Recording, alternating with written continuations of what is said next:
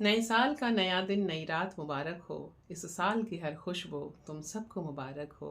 इस चांद को देखो, सूरज को ज़रा देखो, इन सब के हर किरण तुम सबको मुबारक हो। जी हाँ, नया साल आ गया है और इस नए साल में मैं विभा रानी बोले विभा की ओर से आप सबका हार्दिक स्वागत और अभिनंदन करती हूँ।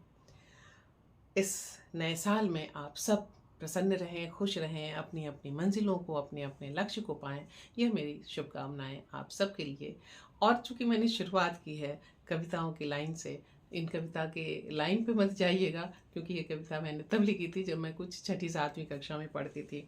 लेकिन शुरुआत मैंने कविता से इसलिए की है क्योंकि एक तो नया साल था और दूसरे आज मैं कुछ कविताओं का पाठ करने वाली हूँ। इसके पहले आपने कहानियाँ सुनी हैं, आज सुनिए कुछ कविताओं का पाठ। और यह कविताएं जो मैं आपको सुना रही हूँ एक ऐसे कवि की है जो केवल कवि नहीं है, वो कवि होने के साथ साथ स्वर, सुर और संगीत का साधक है।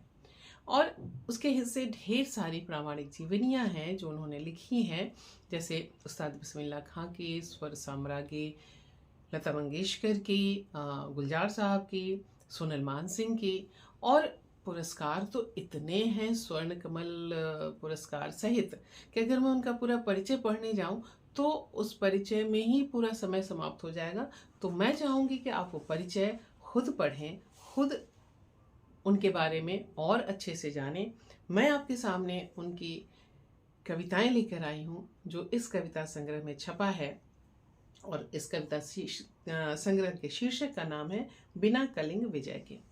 तो बिना कलिंग विजय के कविता संग्रह यतीन्द्र मिश्र का, और इसे छापा है वाणी प्रकाशन ने।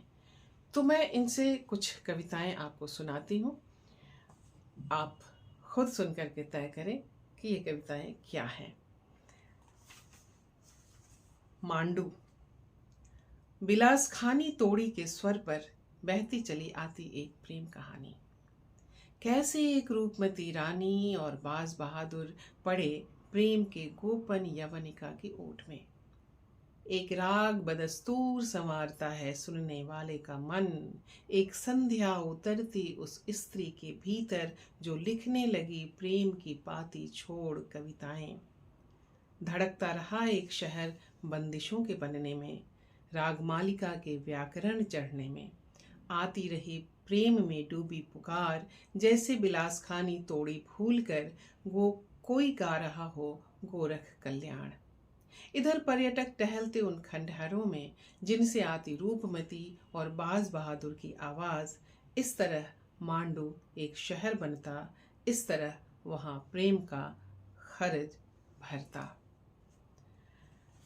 इस कविता के बाद मैं आपको ले चलती हूँ यतीन्द्र मिश्र की माँ की तरफ। यतीन्द्र मिश्र ने इस कविता संग्रह के 4 खंड बनाए हैं और चौथा खंड जो है वो उन्होंने अपनी माँ को समर्पित किया है। और माँ मेरे भीतर का एक ऐसा भाव है कि जब जब मैं अपनी माँ को याद करती हूँ या माँ शब्द बोलती हूँ तो मेरे भीतर जैसे भावों की कोई सरिता बहने लगती है। यतीन्द्र ने कई कविताएं माँ को समर्पित की हैं, मैं उनमें से कुछ कविताएं आपके सामने लेके आई हूँ। अम्मा का चेहरा। रक्ताभ सिंदूर से दमकता अम्मा का चेहरा हमेशा परेशानियों से दूर दिखता था। वो चेहरा बचा रह गया स्मृतियों में, जैसे स्मृतियां किसी दूसरे जीवन का सच हो। मेरी पीड़ा का परिसर अब इतना विस्तृत है, उस चेहरे को छू पाना संभव नहीं जीवन की उदास बहती नदी में, जैसे इत्र की कोई शीशी खुलकर बिखर गई हो। चंद्रमा को लगा हुआ महावर जैसे अपनी गुलाबी रोशनी से मेरी नींदों का दरवाजा हर रात खटखटाता हो। पतझड़ के सूख चुके कांटे चुभे हों मन में और मेरे सपनों में चुपके से आकर अम्मा उसे पुकारती हों, जैसे स्मृतियों के पार किसी आकाश गंगा के दर्पण में अम्मा अपना चेहरा रक्ताभ सिंदूर से सजाती हो, रक्ताभ सिंदूर से सजाती हो। आनंद के आंगन में माँ। मैं अपने होने को तुम्हारे न होने के बीहड़ सच में ढूंढ रहा हूं। तुम्हारी अनुपस्थिति की चादर से मेरी उपस्थिति का सलमा सितारा उघड़ गया है। मेरे आनंद के आंगन में तुम्हारे मौन की सांकल पड़ी हुई है। मैंने आधा सपना बुनकर छोड़ दिया इसलिए कि तुम्हें पूरा करना है। तुम देखे हुए इस झूठ को भुला दो, क्योंकि अदेखे सच से हमारी दुनिया शुरू होती है। तुम्हारे दोबारा आने से पहले मुझे तुमको प्रार्थना की तरह अपने लिए लिखना है। आंगन में मेरे शब्द ढाढ़स की तरह बिखरे रहते हैं, जैसे कह रहे हो कि तुम यहीं हो, पास में कहीं। और ये जो चांदी जैसा रात भर चमकता है, उसमें कोई जादूगर नहीं अपनी तकली पर मेरे आनंद का सूत काटती है लगातार। एक बार फिर आओ माँ, आओ एक बार फिर, आओ न माँ। हमारे घर नीम के पेड़ पर फूल बन महको। एक बार फिर आओ, अपनी अमराई में अपनी गोद का झूला डालने। आओ माँ, एक बार फिर आ जाओ, देखने अपना द्वार। वहां तुम्हारा सारा सामान वैसे ही संभाल रखा है, साड़ियाँ, सिंगार की चीजें और तुम्हारे हाथ के बुने हुए स्वेटर, तुम्हारे बनाए अचार, बड़ियाँ और पापड़। आओ एक बार, आओ एक बार, घर की धरती को फिर से भिगाओ माँ। दिवाली में चौक पूरने, लगाने होली का अबीर, अपनी देहरी को दुलारने। एक बार आओ माँ, फिर से आओ, अपनी कोख में हमारे सपने धारण करने के लिए। आओ न माँ, आओ न माँ। जामुन और अमरूद अम्मा को बहुत प्रिय थे। जामुन और अमरूद किसी भी शहर में होता मैं, दिख जाते तो ले आता था उनके लिए। वो सहज होती थी प्रसन्न, और अपनी पसंद के फल पाकर, जैसे गिलहरी को मिल जाए अखरोट, गौरैया को गेहूं बाजरे का दाना। अब मन रहता है उदास जब दिखता ठेले पर अमरूद और जामुनों का ढेर। पुरोहित बताते किसी स्त्री को करें दान, उसके चखने से मिलेगी माँ को स्वर्ग में तृप्ति। मन फिर भी परेशान होता है, नहीं मिलता कोई ढाढ़स। उनकी तृप्ति का कोई संदेशा कैसे पहुंचेगा मुझ तक। मुश्किल ये भी बड़ी चीज है, धरती से कोई कुरियर सेवा नहीं कि भेजा जा सके अम्मा के लिए वहां मौसम के ताजे अमरूद और जामुन। मौसम के ताजे अमरूद और जामुन।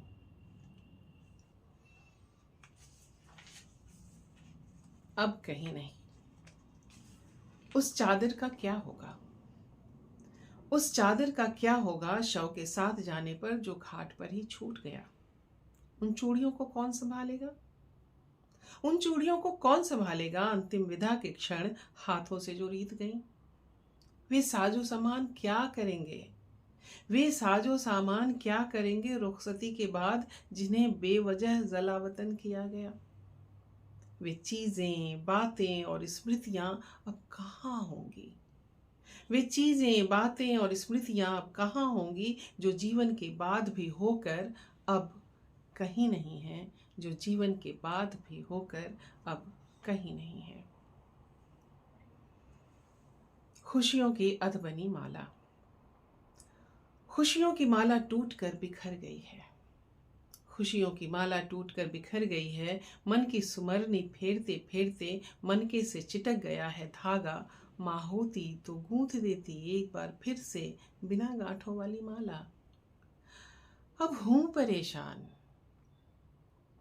अब हूं परेशान, क्या जुड़ सकेगी मेरे विश्वास की माला। क्या मेरे प्रेम में वो सामर्थ्य बाकी है, अधबनी माला ही हो जाए मेरी माँ के लिए कंठहार। सुना है आंडाल भी गूंथती थी फूलों की ऐसी माला, जिसे अधबनी ही धारण कर लिया भगवान रंगनाथ ने प्रेम और समर्पण का भाव देखकर। मेरे प्रेम और खुशियों की माला भी टूटी और बिखरी पड़ी है। मेरे प्रेम और समर्पण की माला भी टूटी और बिखरी पड़ी है। प्रतीक्षा है किसी जन्म में माँ उसे ऐसे ही पहन लेंगी। प्रतीक्षा है किसी जन्म में माँ उसे ऐसे ही पहन लेंगी, मेरी ममता का मन का बांध कर। सुखों दुखों का दर्पण। वे जीवन भर प्रयासरत थीं, हो सके सभी के सुखों दुखों का दर्पण। उन्होंने खुद को बन जाने दिया वो धातु, जिससे गढ़ा जा सके अक्षय पात्र। हमेशा होना चाहा सुर प्रभा वीणा, अपने एकांत में स्वयं के लिए छेड़ सकें वेदना के स्वर। जानती थी वे कभी भी सरक जाएगा जीवन बालू की तरह हथेलियों से। जानती थी वे कभी भी सरक जाएगा जीवन बालू की तरह हथेलियों से। इसी कारण जतन करती रही उम्र भर, हो जाए ऐसी शस्य श्यामला धरती, जिसकी हरी मुलायम दूब पर चल सके उनके बच्चे बिना पैरों में कांटा धंसाए। चल सके उनके बच्चे बिना पैरों में कांटा धंसाए।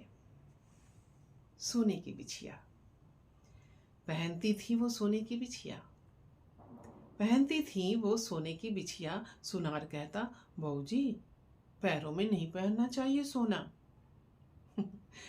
अम्मा हंसती, जवाब न देती कोई। पहन लेती दादी की हिदायत पर सोने की पायल और बिछिया। राज परिवारों की रवायत रही, स्त्रियां पैरों में पहन सकती सोने के जेवर। अम्मा चली गई, यहीं धरी रह गई बिछिया, पायल, अनवट और पैलनिया। अम्मा चली गई, यहीं धरी रह गई बिछिया, पायल, अनवट और पैलनिया। कुदरत की बनाई ऐसी कोई रवायत नहीं मिली जो दे सकती थोड़ी और मोहलत जिंदगी को। कुदरत की बनाई ऐसी कोई रवायत नहीं मिली जो दे सकती थोड़ी और मोहलत जिंदगी को। अम्मा जी सकें, पूरी कर सकें अपनी तमन्ना, ला सकते घर में अपनी बहू, पहना कर वही सोने की बिछिया, पायल और पैलनिया। मन की सारंगी। भीतर के दुख का घराना बनाओ, भीतर के दुख का घराना बनाओ, हो सके तो पीड़ा को ठुमरी में गाओ। जाओ उस सितार के पास, जाओ उस सितार के पास, जिसके टूटे तारों को कसने वाला रूठ कर चला गया हो अपनी साधना से। थोड़ा ठहरो, थोड़ा ठहरो, जरा भर सुस्ताओ, बड़े जतन से एक बार फिर मन की सारंगी उठाओ। देखो देखो शायद बज सके एक बार फिर दर्द की रागनी।